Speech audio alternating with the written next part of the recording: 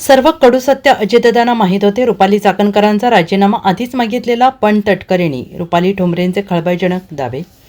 नाशिकमध्ये भोंदूबाबा अशोक खरात या प्रकरणात अडचणीत सापडलेल्या रुपाली चाकणकर यांच्यावर विरोधकांसह त्यांच्याच पक्षाच्या नेत्या रुपाली ठोंबरे यांनी हल्लाबोल केले. रुपाली ठोंबरे यांनी चाकणकरांवर गंभीर आरोप केला आहे.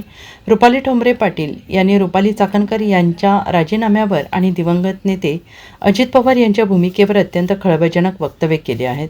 रुपाली ठोंबरे यांनी म्हटले की सर्व कडू सत्य अजितदादांना माहीत होतं.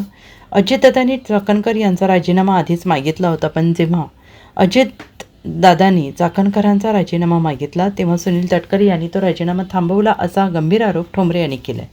अजितदादा आज आपल्यात नाहीत, पण जर ते असते तर त्यांनी लोकांना छडीच्या तालावर सरळ केले असते, असंही त्या संतापून म्हणाल्या आहेत. अजितदादांना त्यांच्या शेवटच्या काळात कोणी आणि कशा प्रकारे घेरले होते, ते कोणामुळे वैतागले होते, या सर्व गोष्टी आपण येणाऱ्या काळात नावानिशी जाहीर करणार आहोत, असा इशारा त्यांनी दिला आहे. ते जे दादांना जिवंत असताना करताना आले ते त्यांनी वर गेल्यावर या भोंदूबाबाच्या माध्यमातून जगासमोर आणलेलं आहे, असंही त्यांनी म्हटले. आणि या सर्व प्रकरणाला आणि घडलेल्या घटनांना पूर्णपणे रुपाली चाकणकर मॅडम याच जबाबदार आहेत, असंही त्यांनी ठामपणे म्हटलेलं आहे. Bureau report, SPN Marathi, Pune.